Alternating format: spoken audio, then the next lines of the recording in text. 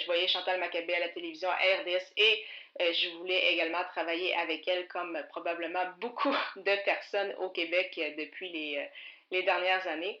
Ici votre hôtesse Amélie Delobel et je suis très heureuse de vous accueillir sur le podcast Athlète Entrepreneur qui met en évidence des parcours inspirants d'athlètes ou d'anciens athlètes de haut niveau qui se sont tournés vers le milieu entrepreneurial. Ce rendez-vous hebdomadaire vous présente des entrevues qui seront vous motiver à atteindre votre plein potentiel. C'est parti! Bonjour, je suis très heureuse de vous accueillir pour l'avant-dernière émission de cette deuxième saison de mon podcast Athlète Entrepreneur lors de cet épisode 174 sur mon parcours comme athlète entrepreneuse. Avant de discuter avec vous, je souhaitais vous présenter à nouveau LeadFox, une entreprise québécoise qui a à cœur le développement des PME au Québec. En effet, cette entreprise propose un logiciel offrant des campagnes marketing dédiées, le tout personnalisable en quelques clics. Avec le code promo Amélie Turnkey, donc Amélie A majuscule M-E-L-I-E, par la suite T-U-R-N-K-E-Y en majuscule, tout ensemble, donc Amélie Turnkey, vous bénéficiez de 25% de rabais sur une campagne clé en main, incluant bien évidemment la stratégie, le copywriting et le design. Donc le code promo ainsi que le lien que je vais vous mentionner qui vont se retrouver également dans les notes d'épisode parce que pour utiliser ce code promo, vous devez vous rendre au ameliedelebel.com/leadfox, Leadfox. Je suis en effet très heureuse de discuter avec vous pour vous présenter mon parcours comme athlète entrepreneuse. Donc, pour ceux qui me suivent depuis mes tout débuts, donc à l'épisode 0, j'avais bien évidemment mentionné les raisons qui m'avaient poussé à lancer ce podcast Athlète Entrepreneur, sans toutefois vraiment vous raconter dans les détails mon parcours au niveau sportif, mais également au niveau professionnel qui a bien évidemment évolué au fil des années. Et donc, j'ai décidé que cela changeait aujourd'hui lors de cet épisode qui en sera un 100% personnel. Au niveau de mon parcours sportif, dès mon plus jeune âge, en fait, le sport a fait partie de ma vie. Au début de mon primaire, j'aimais beaucoup jouer avec les garçons au mini-hockey. Donc, ça a occupé mes récréations pendant de nombreuses années. J'ai également fait du sport au niveau des loisirs. Donc, je viens de Granby. Donc, pendant quelques étés, j'ai joué au soccer, principalement comme gardienne de but, mais parfois j'étais à la défense comme les entraîneurs aimaient nous faire changer de position. J'ai également eu, bien sûr, des cours de natation, en plus de faire partie du club de ma ville pendant une année. À la fin du primaire, vers la 5e, 6e année, j'ai également joué au mini-basket et j'ai également fait différents camps sportifs, que ce soit du BMX, la natation ou autre. Et par la suite, rendu au secondaire, j'ai poursuivi mon aventure au niveau du basketball. Donc, dans la plupart des écoles où j'étais, il y avait des programmes qu'on appelait soit une option plus ou une voie. Donc, où je faisais, oui, partie de l'équipe de basketball avec des pratiques le soir, des matchs la fin de semaine ainsi que des tournois, mais j'avais également certains après-midi dédiés justement à ce sport. Donc, j'ai évolué dans l'équipe de basket en fait jusqu'à la fin de mon secondaire 3, puisque par la suite, j'ai décidé plutôt de me concentrer à la musique. Donc, c'était également une autre grande passion que j'avais, que j'ai encore aujourd'hui. Donc, je faisais en fait du drum, donc de la batterie. Donc, c'est ça qui m'a occupée pendant mes dernières années au secondaire. Entre-temps, j'avais également fait quelques pratiques de baseball. Et en fait, ce qui m'avait un peu fait lâcher le basketball, ce n'est pas nécessairement par manque d'intérêt. C'est qu'en fait, en raison j'ai une scoliose. Et la scoliose me donnait des problèmes aux épaules. Donc, pour lancer au basketball, c'était plus ou moins utile. Donc, j'ai dû me résoudre à laisser ce sport de côté. Mais c'est ça, en secondaire 4-5, j'ai quand même fait un peu de course à pied parce que mes parents s'entraînaient pour des demi et des marathons. Donc, de mon côté, j'entraînais à beaucoup plus petite échelle. Donc, même si j'avais toujours fait du sport, le cardio avait jamais vraiment été une grande force. Donc, c'est pas pour rien que je me suis tournée peut-être vers les positions de gardienne de but dans les disciplines que je pouvais. Donc, à ce moment-là, j'avais participé à quelques courses de 5 km. Et lors de mon entrée au cégep, encore une fois, je faisais encore un peu de musique, mais pas grand-chose au niveau sportif, pour être très honnête. Tout cela, en fait, a changé à partir de la deuxième année où, dès les premières semaines donc, de cette troisième session au cégep de Granby, l'examen de fin de session, si je pourrais dire, en éducation physique, c'était de courir un 5 km à la fin du mois de novembre, si ma mémoire est bonne, donc avant l'hiver. Et pour cela, on devait bien évidemment s'entraîner pour être en mesure de courir le 5 km, mais ce n'était pas seulement de s'entraîner de notre côté, c'est qu'on devait absolument faire signer un papier qui démontrait qu'au moins 2 fois par semaine, on allait soit s'entraîner au gym du cégep ou soit qu'on s'entraînait avec l'équipe de cross-country. Donc, au départ, avec une fille que je connaissais, une amie, on s'était inscrite donc, à l'équipe de cross-country pour voir. Elle, de son côté, elle a préféré s'entraîner tout seul. Moi, j'ai décidé quand même de poursuivre parce que je savais que ma motivation allait être beaucoup plus là avec d'autres personnes, même si c'était très difficile et que je n'étais clairement pas dans les meilleurs. Et ça tombait vraiment à un excellent moment parce que l'équipe de cross-country du cégep à Granby, qu'à ce moment-là, revenait, en fait, retentait de se former après plusieurs années de pause. Donc, ça a vraiment super bien tombé pour moi. Quelques semaines plus tard, on avait également des courses au niveau du RSEQ, donc du réseau du sport étudiant au Québec. Donc, ça m'a motivé aussi à aller aux entraînements. Et vraiment, j'ai trippé solide. En fait, ça a été une magnifique année. J'ai fait plusieurs courses, beaucoup d'entraînements. Je me suis vraiment poussée. Ça a vraiment été une très, très belle année. Bien évidemment, ça amène aussi des nouvelles habitudes de vie. Donc, en plus de courir, j'ai commencé à fréquenter justement le gymnase de mon cégep. Donc, beaucoup de courses, beaucoup de gym.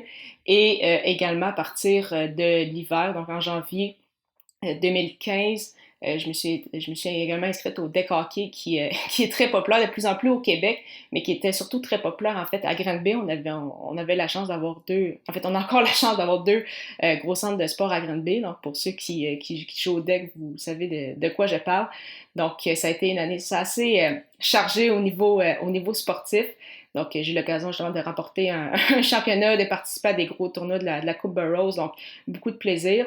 Mais également, encore une fois, d'autres blessures, donc des tendinites et des claquages aux épaules. Donc, ça a été, ça aussi, ça m'a fait arrêter un peu le deck hockey. Et donc, tout ce qui est resté en fait de ces années, ça a vraiment été la course à pied qui, comme je le mentionnais, j'avais jamais été une fille qui aimait beaucoup le cardio. Surtout quand t'es plus jeune, courir pour courir, c'est un peu plate, mais plus on vieillit, plus on réalise que c'est quand même c'est une belle activité physique. Ça permet d'être un peu dans sa bulle, de sortir, prendre l'air. Moi, j'aime beaucoup écouter de la musique, mais je sais que plusieurs aiment également écouter des podcasts ou autres. Donc, vraiment une belle activité. Ça m'a fait réaliser aussi cette année-là à quel point c'est important d'avoir des saines habitudes de vie, oui, au niveau de la santé physique, bien évidemment, mais ça a également un gros impact au niveau de la santé mentale, de s'entraîner, de prendre soin de soi. Donc, bien évidemment, au niveau de la course à pied, ça a été...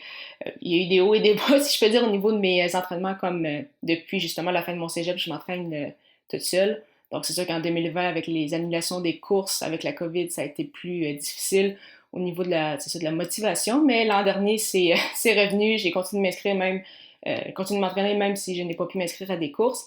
Mais là, cette année, en 2022, ça va revenir. Je suis déjà justement inscrite à des courses. Donc, ça va vraiment être super intéressant. J'ai la chance de courir justement avec ma famille aussi. Donc, j'ai bien hâte c'est ça, de reparticiper à des activités comme ça. Ceux également qui ont déjà participé à des courses organisées, peu importe la ville, c'est toujours vraiment une belle ambiance, une belle activité. C'est vraiment trippant. Donc, si jamais des fois vous hésitez à justement vous inscrire à des courses, vraiment, ça vaut la peine à plusieurs niveaux. Donc ça, c'était un peu mon parcours au niveau sportif. Et sans surprise, quand je parle du sport, ça s'en va à quel point que j'ai aimé le sport en général. J'ai pratiqué différentes disciplines. J'ai toujours également aimé regarder le sport à la télévision. Et donc, c'est pourquoi, plus jeune, bien évidemment, mon rêve, c'était d'être journaliste sportive. Je voyais Chantal Maccabé à la télévision, à RDS, et je voulais également travailler avec elle, comme probablement beaucoup de personnes au Québec depuis les dernières années. Donc, au niveau de la rédaction web, j'ai commencé justement à avoir un blog sur le rds.ca qui s'appelait Le Grand Club. Donc, en 2009-2010, j'avais environ 13-14 ans à ce moment-là. Et le fait d'avoir écrit sur ce blog-là m'a permis de rencontrer une personne du nom de Michael Proulx qui, lui, à ce moment-là, avait fondé le site Parlons Junior, donc pour couvrir les activités de la LHJMQ. Ça a été une très, très belle expérience. Donc, j'ai pu réaliser plusieurs entrevues à distance avec, bien évidemment, des joueurs, mais j'ai également eu l'occasion de couvrir le Phoenix de Sherbrooke à Sherbrooke, donc mes parents qui m'amenaient à quelques reprises, c'était environ à 1 heure de route de Granby pour couvrir ces matchs-là. Et lors de ma première année à Québec, donc lors de la saison 2015-2016, j'ai eu la chance de couvrir les Remparts avec, en fait, au centre Vidéotron qui était le nouveau stade à ce moment-là. Donc, ça a été vraiment de magnifiques expériences pendant toutes ces années. Le site qui est aujourd'hui fermé. Et parlant justement de rédaction et de Québec, en fait, quand je me suis envenue à Québec en août 2015, donc c'était pour le début de mes études universitaires, je m'étais inscrite au baccalauréat en communication publique. Et c'est ce qui m'a permis d'obtenir un stage de 3 jours, un stage d'observation justement au bureau de RDS du réseau des sports, qui est comme la grosse chaîne de télévision sportive au Québec en mai 2016. Donc ça aussi, ça a été une magnifique expérience. Donc, pour différentes raisons, j'ai cependant réalisé en cours d'année que oui, j'aimais beaucoup les sports, mais que je voulais pas nécessairement être journaliste sportive. Je voulais quand même écrire, je voulais écrire sur le sport, mais j'aimais également beaucoup travailler vraiment pour des organisations sportives, pour des clubs. Donc là, je pensais peut-être au niveau plus relations publiques. Donc, encore une fois, au fil des années, j'ai eu la chance d'avoir des expériences avec différentes organisations au niveau justement des Inuks du Cégep des Granby au niveau hockey.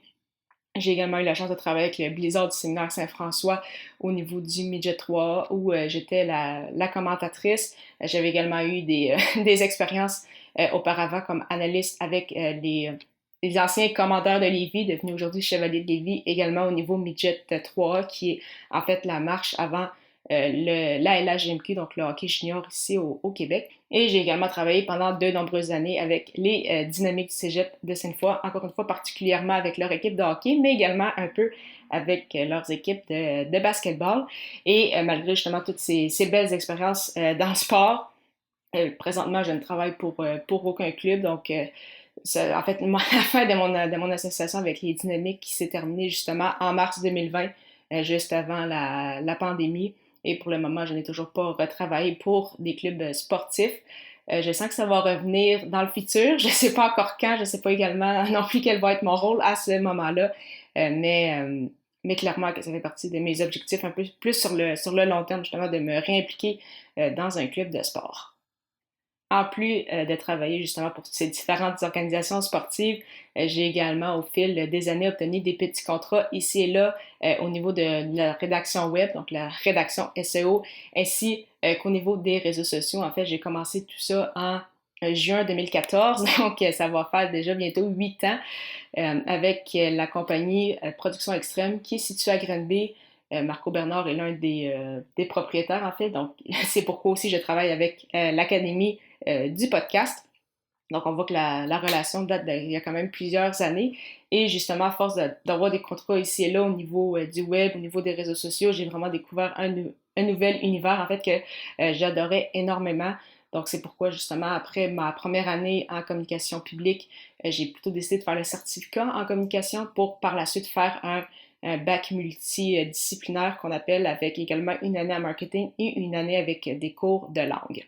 Donc, j'ai gradué en juin 2018 où je me suis officiellement lancée à mon compte pour la première fois. Donc, une erreur que j'ai faite à ce moment-là, c'était vraiment d'avoir un gros contrat et quelques petits, mais vraiment de façon ponctuelle. Donc, ce qui a fait qu'environ en mars-avril 2019, j'ai dû me revirer de bord, comme on dit, pour justement avoir un travail un peu plus complet pour justement être en mesure de faire un peu plus d'argent que ce que je faisais à ce moment-là avec les quelques heures qui me restaient. Et donc, je suis tombée employée de juin 2019 à février 2020 avant de me relancer à mon compte pour une deuxième fois en ayant appris de ma première expérience. Donc, un mois effectivement avant la pandémie.